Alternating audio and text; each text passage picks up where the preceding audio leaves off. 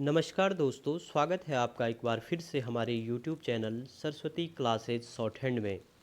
आज का जो वीडियो है ये हम उत्तराखंड के मानचित्र को कंप्लीट वन लाइनर में लेके आए हैं कि इसके वन लाइनर क्वेश्चन क्या क्या बनेंगे। तो अगर आप चैनल पे नए हैं तो सबसे पहले सब्सक्राइब करें हमारे YouTube चैनल को, अधिक से अधिक लाइक शेयर और कमेंट्स ज़रूर करें। जिस प्रकार दोस्तों आपको पढ़ने के लिए मोटिवेशन की आवश्यकता होती है, उसी प्रकार जो है वीडियो बनाने के लिए भी मोटिवेशन की ज़रूरत होती है। तो आपके लाइक शेयर ही हमें मोटिवेट करते हैं वीडियो बनाने के लिए। तो आइए शुरू करते हैं। आज का जो टॉपिक है वन लाइनर। सबसे पहले हम देखते हैं उत्तराखंड राज्य का आकार किस प्रकार का आकार है इसका। देखिए, राज्य के आकार की बात करेंगे तो आयताकार इसका आकार है। इसके लिए जब हम मानचित्र बनाने की शुरुआत कर रहे थे तो इसी प्रकार से हमने एक बनाया था, आयताकार फॉर्म में बनाया था और इसके अंदर जिलों को भी व्यवस्थित किया था। इसके बाद आते हैं राज्य का क्षेत्रफल।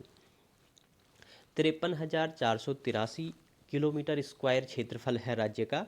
और इसको याद करने की जो ट्रिक बताई थी ये बताई थी कि 53 और 83 और इसके बीच में 4, यानी कि 53, 4 और 83। राज्य की लंबाई के बारे में बताया था, 358 किलोमीटर राज्य की लंबाई है। राज्य की चौड़ाई 320 किलोमीटर राज्य की चौड़ाई है। राज्य की देश में स्थिति क्या है?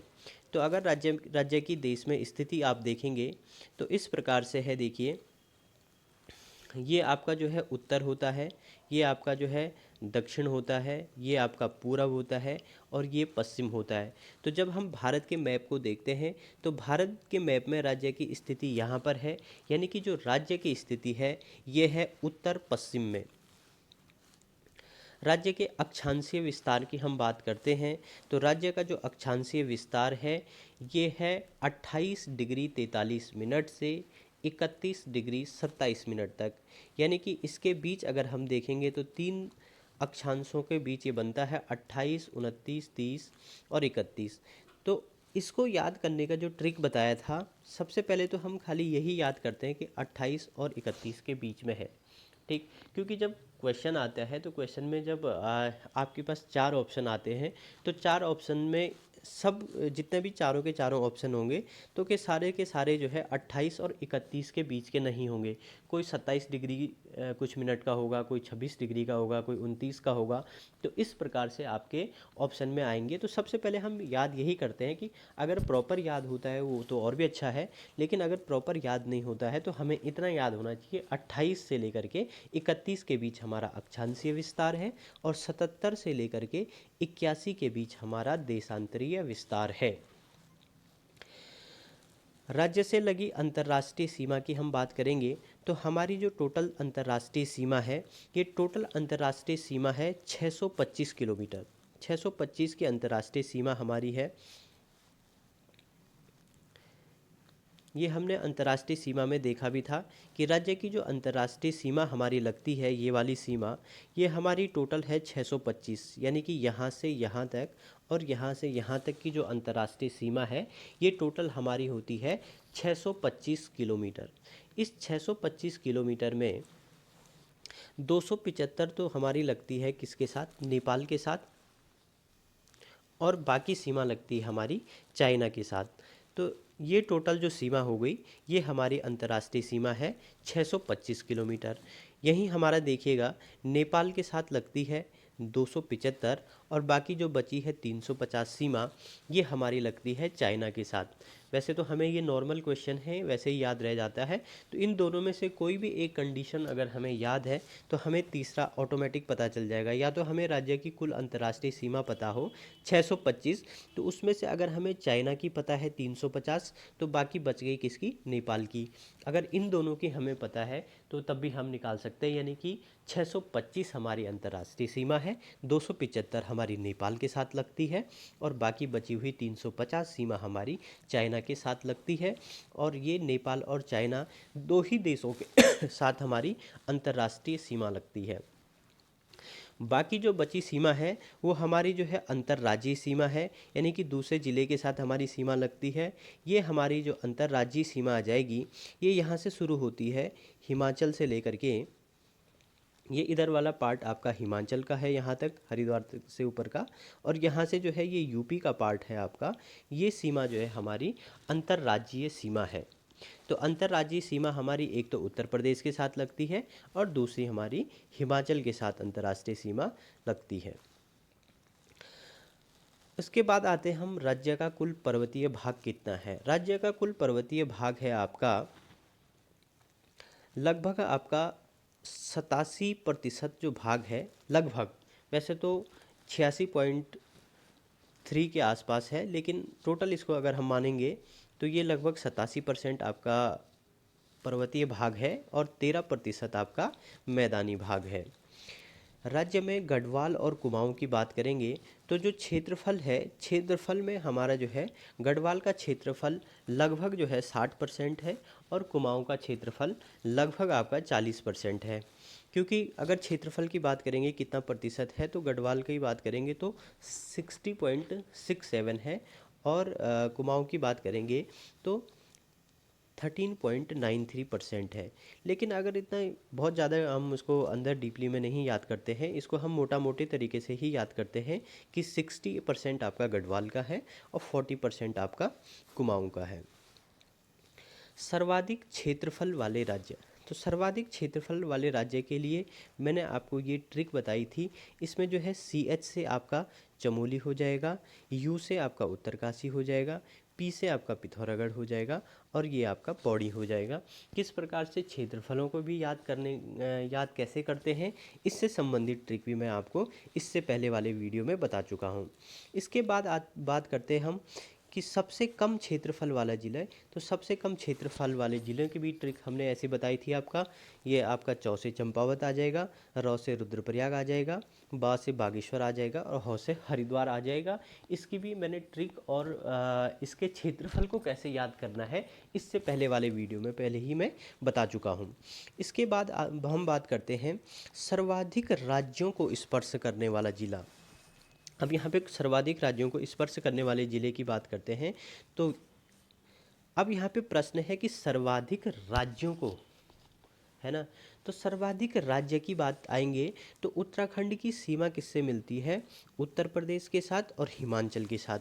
तो ये एक ही ज़िला है जिसकी सीमा दो राज्यों के साथ बनती है, ये है आपका देहरादून। यहाँ से ये वाला पार्ट इसका उत्तर प्रदेश के साथ लगता है और यहाँ से ऊपर का पार्ट इसका हिमाचल के साथ लगता है। तो उत्तर प्रदेश के साथ राज्य का जो देहरादून ज़िला है ये दो राज्यों के साथ सीमा बनाता है। वहीं आपके पिथौरागढ़ की बात करेंगे तो ये अकेला ऐसा राज्य है जो दो देशों के साथ सीमा बनाता है। तो अंतर्राज्यों में भी बात करेंगे तो देखिए पूर्वी राज्य कौन सा है, पूर्वी राज्य है आपका पिथौरागढ़। ये बनाता है दो देशों के साथ सीमा, यानी कि सर्वाधिक अंतर्राष्ट्रीय सीमा बनाएगा आपका पूर्वी राज्य पिथौरागढ़ और सर्वाधिक अंतर्राज्यीय सीमा बनाएगा आपका पश्चिमी राज्य यानी कि आपका देहरादून। तो देहरादून दो जिलों के साथ सीमा बनाता है जबकि पिथौरागढ़ आपका दो देशों के साथ सीमा बनाता है। इसके बाद क्वेश्चन आता है आपका उत्तर प्रदेश को स्पर्श करने वाले जिलों की संख्या। तो उत्तर प्रदेश को कितने ज़िले स्पर्श करते हैं, हमारे 5 ज़िले उत्तर प्रदेश के साथ सीमा बनाते हैं। ये मैंने पहले मैप वाले पार्ट में भी बताया था। देखिएगा सबसे पहले आपका यहाँ से चलते हैं उधम सिंह नगर।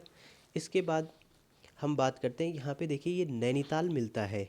अगर इस मैप को यहाँ पे आप देख पा रहे होंगे तो यहाँ पे ये वाला पार्ट नैनीताल का मिलता है दो। तीसरा पार्ट आपका जो है पौड़ी का हो गया, चौथा आपका हरिद्वार हो गया, पांचवा आपका देहरादून हो गया।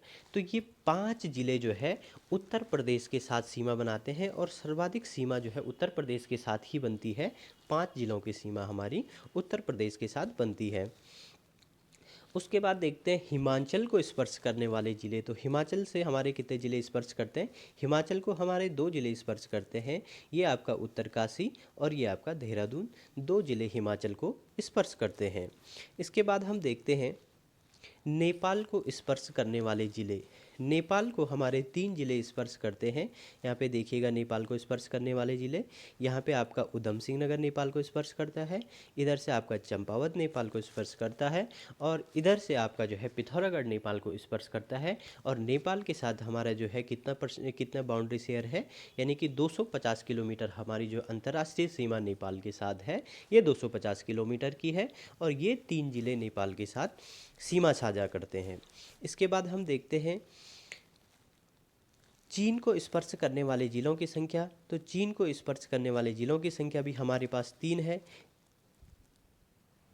3 ही ज़िले हमारे जो है चाइना और नेपाल दोनों को स्पर्श करते हैं।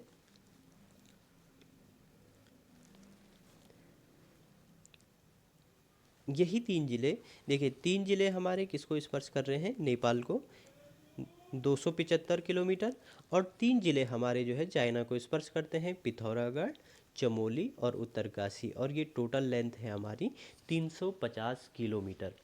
तो 3 ज़िले नेपाल से, 3 ज़िले आपके चाइना के साथ, ठीक है।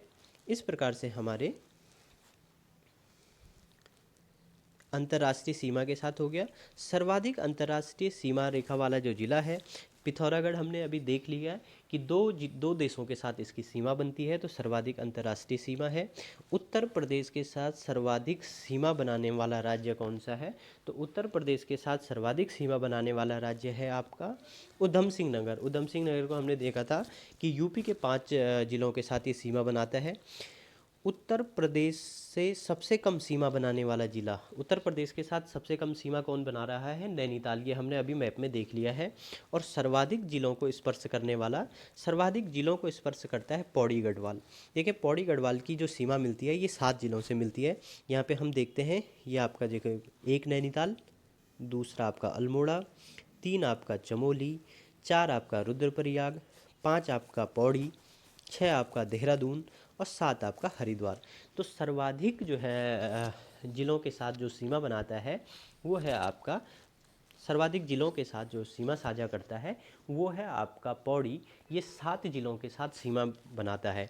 इसलिए जब मैंने इसका पहला पार्ट, मानचित्र का पहला पार्ट बनाया था, इसीलिए सबसे पहले मैंने मैप के अंदर ज़िलों को व्यवस्थित करने का जो ट्रिक बताई थी, जो तरीका बताया था कि अगर आप ज़िलों को व्यवस्थित करना सीख गए तो आप बहुत ही आसानी के साथ बहुत सारे प्रश्नों को सॉल्व कर सकते हैं। जैसे पौड़ी की सीमा किससे नहीं मिलती है, अल्मोड़ा की किससे मिलती है, किससे नहीं मिलती है, इस प्रकार के सारे जो है प्रश्न जो है आपके पहले वाले पार्ट से ही क्लियर हो जाएंगे। तो इस प्रकार से हमारा ये 1 लाइनर पार्ट था इसका।